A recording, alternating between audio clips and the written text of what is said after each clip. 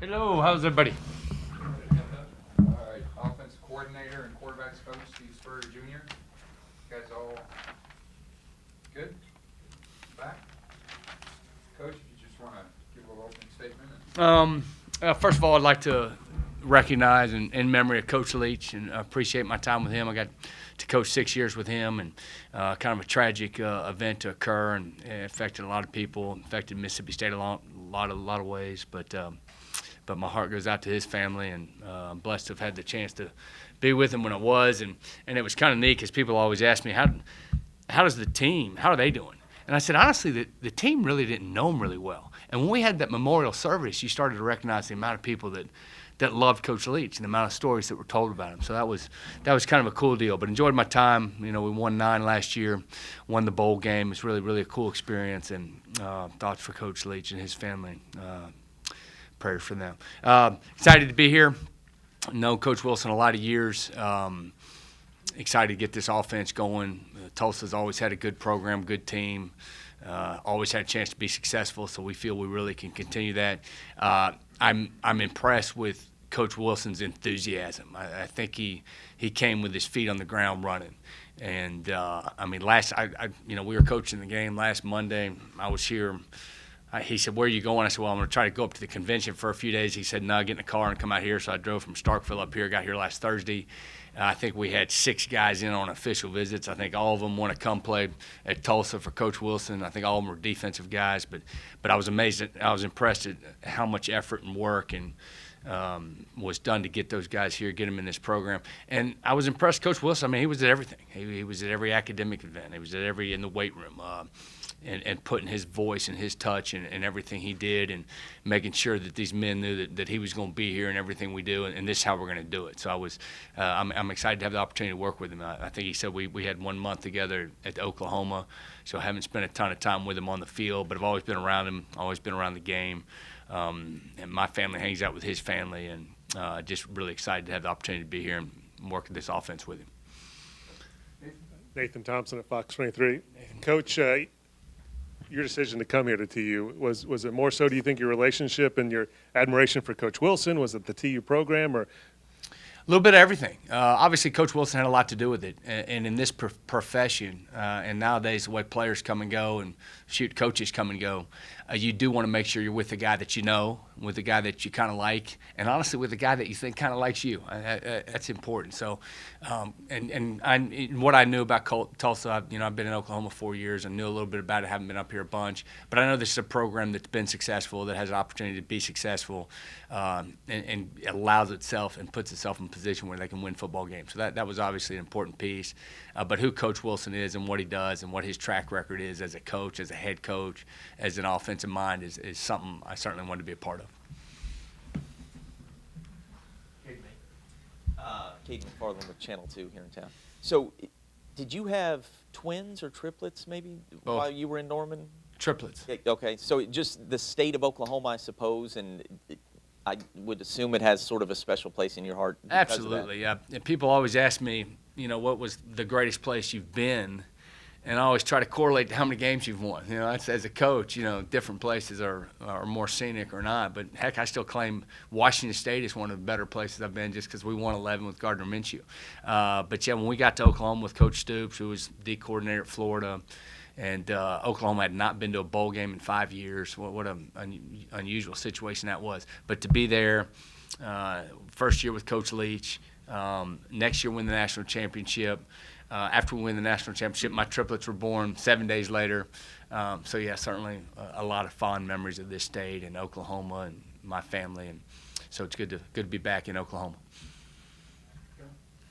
Hi, I'm Kelly Hines from the Tulsa World. Hello, Kelly. When you look at the pieces that you have on offense, specifically with Braylon Braxton, what have you learned about your personnel?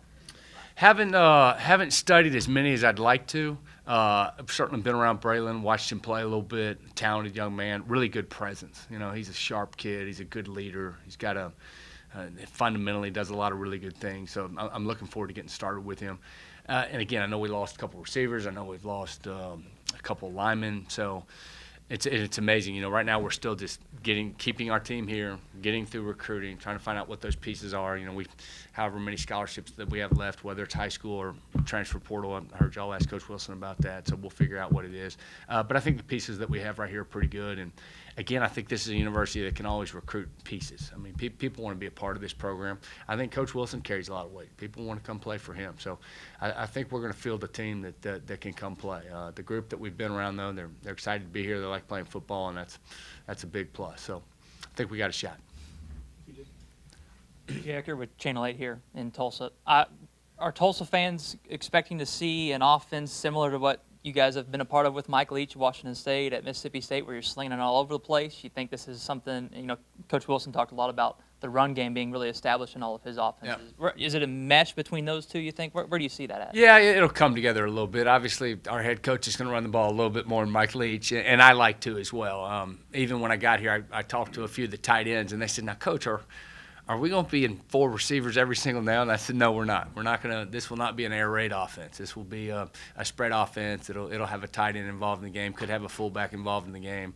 Could have 2 tight ends on the field at the same time. So now we're going to run the ball. We're still going to throw it. We're going to have the ability to drop back and throw the ball. Probably have a quarterback that can run the ball a little bit. So we're going to do a lot of things in our offense, but we will not be a Mike Leach air raid. Throw it 90% of the time. We will run the ball when the opportunity presents itself. And again, I think we have a quarterback that's an athletic young man that can carry the ball a little bit, and we can be very successful doing that.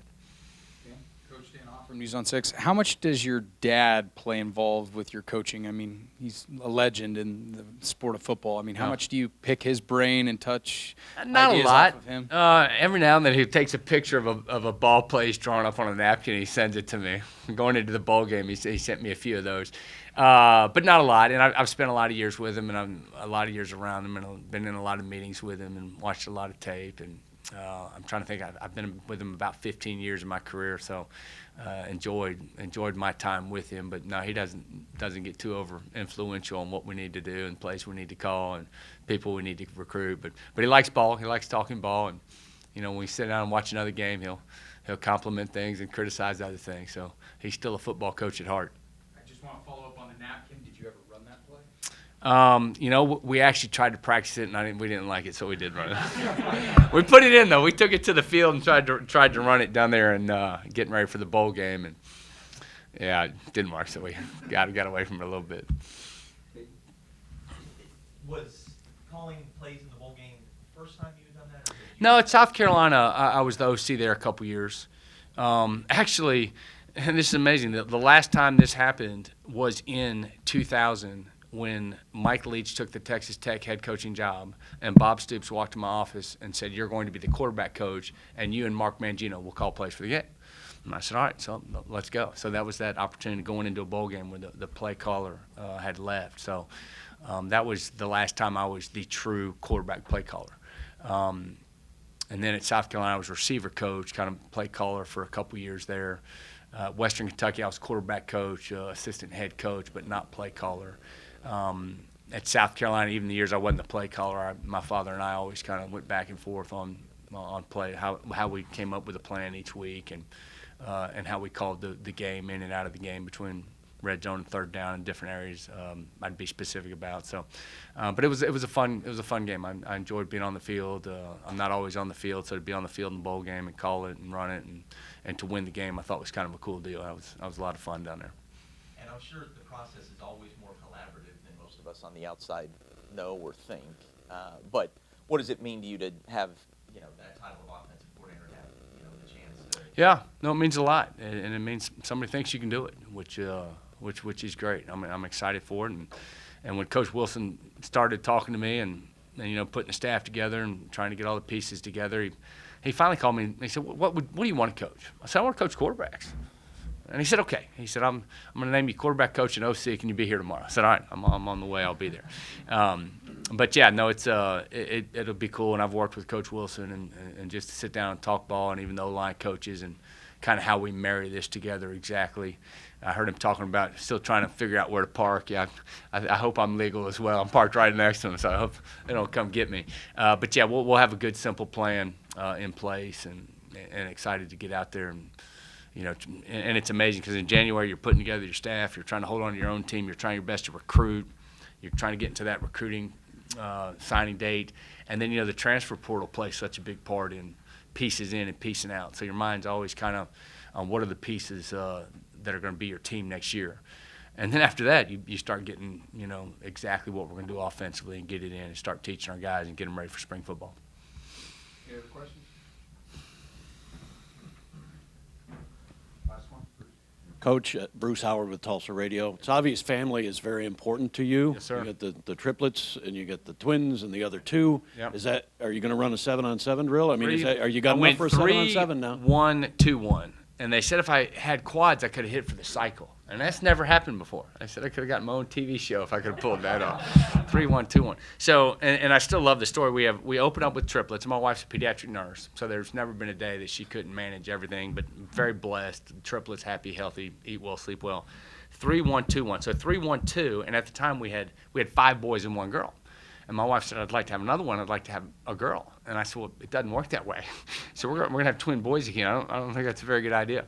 So we have a little 7-year-old, little redheaded, blue-eyed girl who's pretty special. So we're very blessed. We got 7 happy, healthy ones, and all doing well. And yeah, family means a lot. Got a good wife, and looking forward to getting her up here. And you haven't been here very long, but do you get a sense that this is a good place for family, or that this is a family atmosphere? I hope so, absolutely. Again, haven't been around a lot, but you start talking about location and schools and where you're going and what you're doing, and I've heard very good things about, you know, and my wife's pretty sharp. She went to Florida. My triplets are, you know, I've got a daughter that goes to Florida, and both my sons go to Duke, so they obviously have a smart mother. So the young kids will be in an environment where they're good students all the time. So that's her first priority. But yeah, I've heard great things about it. Excited to be in Tulsa and look forward to getting my family up here. Yes, sir. There's still time on the quads. Yeah, but the 1, 2, 3, 4, you have to hit exactly. You can't have an extra one, so you lose the perfect cycle.